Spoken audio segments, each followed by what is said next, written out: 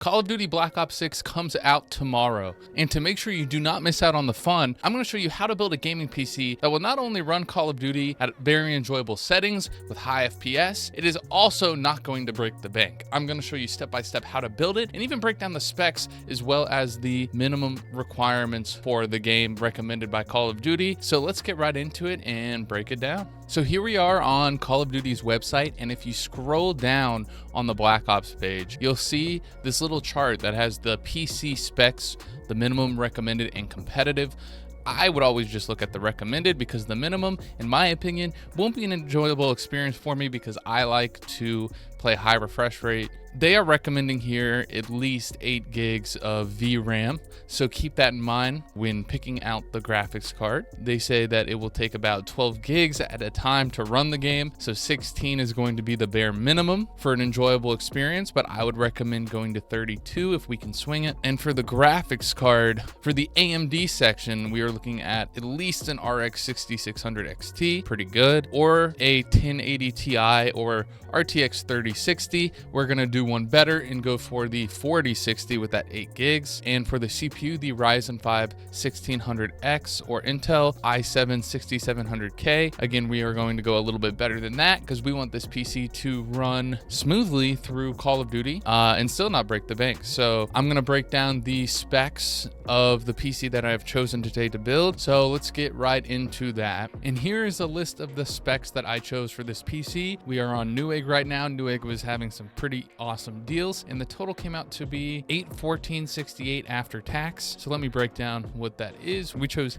16 gigabytes of 3200 megahertz DDR4 RAM. I went with RGB. Of course, if you're not into RGB, you can save some money there. And if you want to upgrade to 32 and can swing it, I would recommend it. It would help a lot. And Newegg had a great deal on an i5 12400F 6-core 12-thread processor. That's actually a pretty solid price, so we put it in. And then we went with the RTX 4080 8GB. This is going to have the DLSS capabilities and is going to be overall really great for this build. We went with the ASRock B660M Pro RS. We use this motherboard quite a bit, and right now on Newegg it was on a good deal. We went with a 1TB Gen 4 NVMe. I would want to go no less for a game like Call of Duty because I can't even imagine how many gigs this will take after a couple updates. And then we went with the Sigotep 650 watt 80 plus gold power supply. There was also a great deal on this. And then our personal preference, we went with the Micro ATX Apevia Prodigy. You can go with some other case that you like better if this one doesn't suit your needs. Just make sure you're getting a case that can support your motherboard. And all of this came out to just under $820, but this is without Windows, so keep that in mind. You will have to buy that as well and install that. Make sure when all the parts arrive that you keep the boxes for all the PC parts, because even on Newegg sometimes your parts won't work, or if you found a good deal on a refurbished one, you're always rolling the dice there. So just make sure you keep all the boxes and build the PC first to make sure everything works, and then you can throw away the boxes if you would like. So the PC I chose to build today is the Premium Streamer from PCBros. This is one of the PCBros staples. And for the rest of October, we're actually offering a store-wide sale that would bring this to about $50 off, as well as free shipping and drivers installed Windows and all of that, which brings it to just a little over $100 what it actually costs to build. So if you're not really interested in building it and just want it to your door right now, that is an option. Here is what it's going to look like after. This PC is very clean, so let me show you how to build it step by step. Let's get this thing built, shall we? So the first step I like to do when building a PC is get the motherboard assembled. So when unboxing the motherboard, there's a few things that we're going to want to keep to the side here. So we want to take the IO shield. We're gonna need that later. The motherboard should have this little foam on the bottom. We want to keep that on the bottom when we take it out. That way we have something to rest it on when we're installing all the parts. So assembling a motherboard is very easy. There are 3 things that we want to do. We want to install the storage, the CPU, and the RAM. Doesn't matter what order you do it in. On the back of the box here, it says it supports Gen 4 on that Hyper M.2 spot, so the one with the armor on it. And luckily, we do have a Gen 4 here, a 1 terabyte. So for the smaller M.2 screws, I would recommend getting a screwdriver that says PH1. That's gonna be a smaller one, make this very easy. Magnetic tips are going to be the best for any PC building. So we are going to remove this Make sure you don't lose these screws. And on the back side, there should be this like protective film covering the little heat sink here. We're gonna keep that on until that storage is installed. We insert one side here, push it in, but first we have to remember to remove the peel. I actually switched the screwdriver out here because that one was not magnetic tip like I thought, because this will be very annoying if you don't have magnetic tip. Got one down, 2 to go. Next up, I'm gonna be doing the CPU. We're gonna take one finger here, push down on that hook. This just pops right out. We wanna make sure none of those pins inside the socket are bent. Looks pretty solid, and we wanna be extra careful with the CPU here. This is where those gloves come in handy. So on the CPU, you should see a little dot or an arrow in one of the corners, and that will actually match up with the one on the socket. I see it's right here on the bottom left. So that's where we want to match it up and orientate the CPU. To make sure it's going the right way, we are going to gently place the CPU in the socket. We don't want to push down, we don't want to drop it in there, just gently place. We're going to push this down and then put the lever back to where it was. It's going to take a little bit more pressure now, and then this just pops right off. Now for this build, we are going to be using the Intel stock cooler. Make sure if you're using it, the thermal paste is still on there, should be pre-applied. We are going to take this cord and make sure it's on the top right so it can match up with that CPU plug easily. Line up the cooler in all 4 of the holes, and this one is very easy. We don't need any screws involved here. We'll take one corner, put both thumbs, add some pressure, until you hear a click. You wanna make sure you hear a click on each one, or this will not be in all the way. And don't try to flip it over like I'm doing. I just wanna show you. You can tell if they're in or not because they will be fully out, and then you'll see the thing in the middle is poking through. So this one's not even close. And click. Now when you have all 4 clicked in, you wanna take the cord on the plug that says CPU fan. This is the header. We want to plug this in. Take the excess cable, kind of just tuck it to the side here. The RAM's gonna help kind of hide it. And then we'll move on to the next part, the RAM. All right, the RAM is one of my favorite parts to do. It's very satisfying. Pay attention to your motherboard. See how many levers you have, if you have a lever on both sides. We want to push the levers in. We are going to be going this slot and this slot because we got the dual channel here and we got 2 sticks of RAM. Now the RAM can only go one way, so make sure you've lined it up correctly so you don't push too hard and break it. We want to line up the notch on the RAM with the notch on the motherboard. Make sure it lines up before pushing all the way down, and then you should push in until you hear a click. Now that next one should be a little bit easier since you know which way it goes, and click. We got the motherboard done. Now we're gonna get that case prepped to put the motherboard in. But first we wanna clean up our workspace to make sure we're not mixing and matching parts and we're not losing anything that we need. So I'm gonna go ahead, clean up here. I would keep all the boxes until you turn on your PC and you know it works. Don't throw these away yet. I'm just gonna put these on the ground. So now we are going to open up the case. Now there's gonna be a lot of static right here. So I like to take one of my screwdrivers and try to get some of that out because it will shock you. Oh! Now that the case is unboxed, I have removed both sides here and we're gonna get this case prepped. Starting with the fan, you see that there is these cables here that are kind of blocking the pathway of the IO shield. To fix this, we are going to turn the fan 90 degrees. So we gotta unscrew each screw. And then we turn the fan where we can better hide the cable here and then put it right back. When you find the hardware, make sure we put this to the side. We're gonna need this later. We got the fan.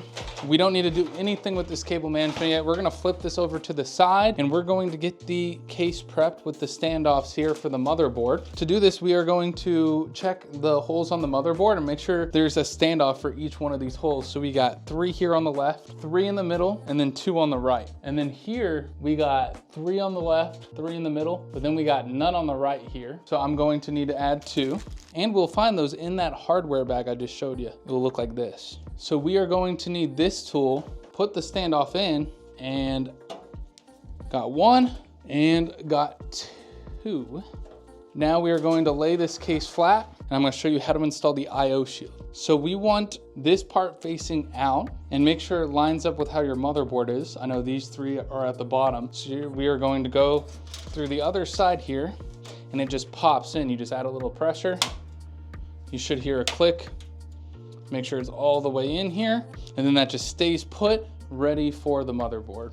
Gently place the motherboard in the PC. Make sure it's lined up with all of those standoffs. And then we use these screws here with the little lip on it. And then I would pick the middle hole here. Now all the other ones should be pretty easy. We're going to need a screw for each hole. Okay, I believe I got all of them. We are going to stand the PC back up.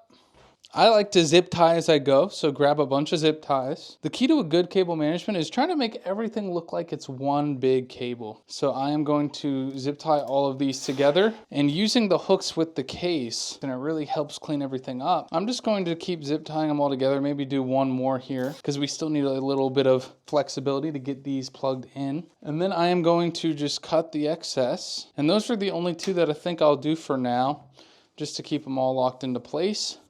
I'm going to take the USB 3 cable and I will feed it through. I believe it's this top one. Just go ahead and pull it all the way through. And then we are going to rotate the PC. This can only go in one way. There's a little notch. And then we will line that up here, pushing in and then pulling that excess back through.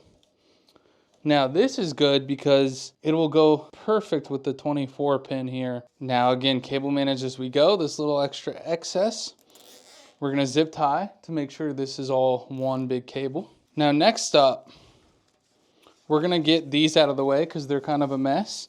This is the front panel. There is one hidden amongst the rest here called LED switch. That was the one that we unplugged earlier. We are going to take that one and put it to the side. That does not belong in the front panel. And then we'll take these. Now I know from experience that the front panel is usually right here. So I am going to feed all of these through. There's a hole right underneath here too. And then pull it all the way through. Turn the PC around and the front panel is right here on the bottom right. Now I'm gonna have a little chart pop up here to show you where these plug in. It shows it on the motherboard, but it's just really tiny and hard to read. So we will start with, on the bottom left, HD LED. I'm just gonna do one at a time here. And then on the bottom right, right next to it, you wanna make sure they're really snug together. We're gonna go reset switch. And then right here on the top left, we are going to take these two, and they're kind of separated right now, but we're gonna get them in the right order. So plus and minus, push them together, and then plug those in like they are one thing. And then on that top right, we got power switch. And now they should all be kind of like pressed together. We are going to feed the excess back through, making it look really clean, and that is the front panel. The other two we have is the HD audio and the USB. Those will look like this.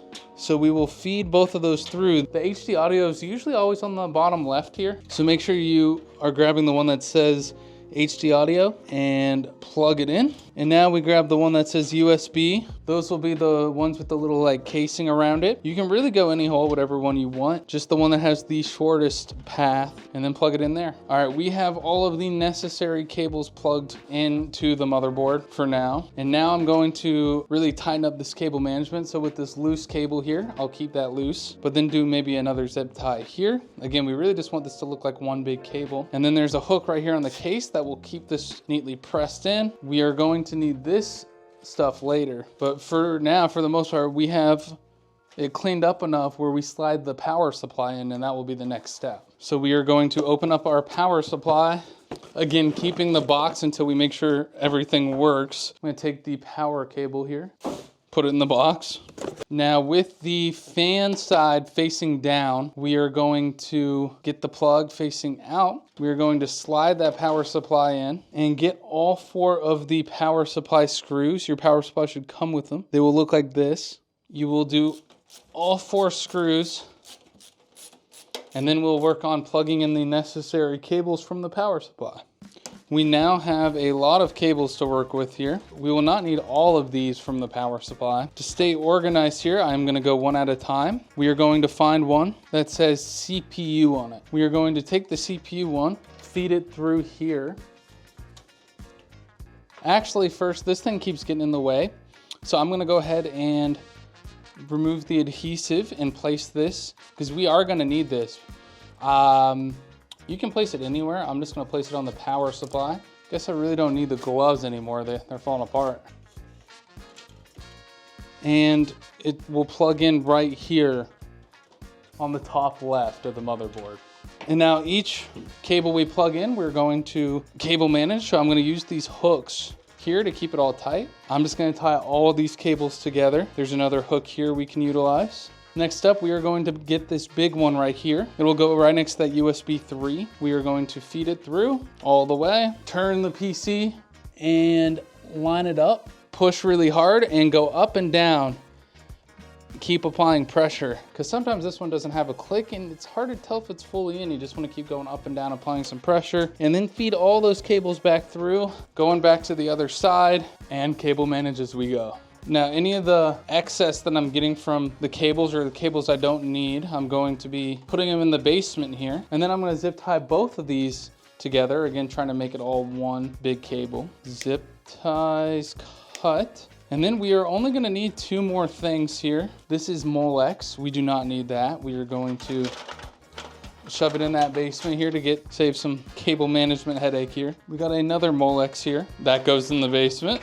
We have another CPU plug that can go in the basement. We do not need that. I'm just making sure the cables aren't going to get tangled up here now that we have so many. Now we have 2 PCIe cables. We're only going to need 1. Choose 1 to go in the basement. And now we are left with the PCIe cable for the graphics card, and then the SATA cable that is going to be powering the RGB hub here. So that is what this will be for. We're going to go ahead and connect those. And now we take the PCIe cable, and then we're gonna feed that through the basement into a hole that comes out on the other side for the GPU. And now this LED switch that we unplugged earlier, we'll go back, make sure you line the pins together, and to keep this thing from coming undone, I am going to put a zip tie in between here and lock this in, because these like to get undone sometimes. Now any excess cable, we're going to just tuck to the side, and the important part is on this side, making sure you see the least amount of cable as possible. We do have this right here ready for the graphics card.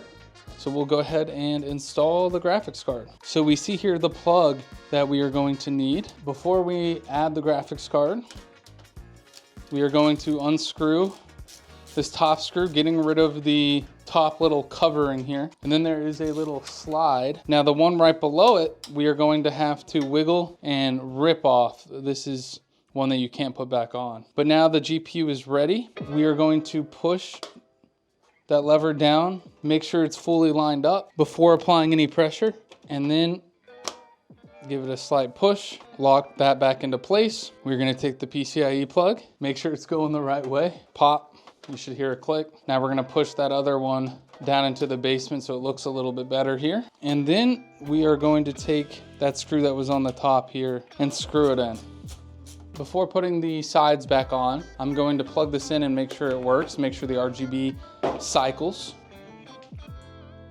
And the RGB works, and you're good to go on this build. Now, if you want to learn how to install Windows on this thing and get this thing ready to game with drivers and all that, here's a video right here. The link will be down below. If you want to check that out, that will be an in-depth step-by-step guide on what to do after you built your PC and how to set it up. But right now, you have built this awesome budget gaming PC ready for Call of Duty Black Ops 6, and I'm excited. I'm going to be playing it Friday, so let me know in the comments down below. Are you going to be playing the new COD?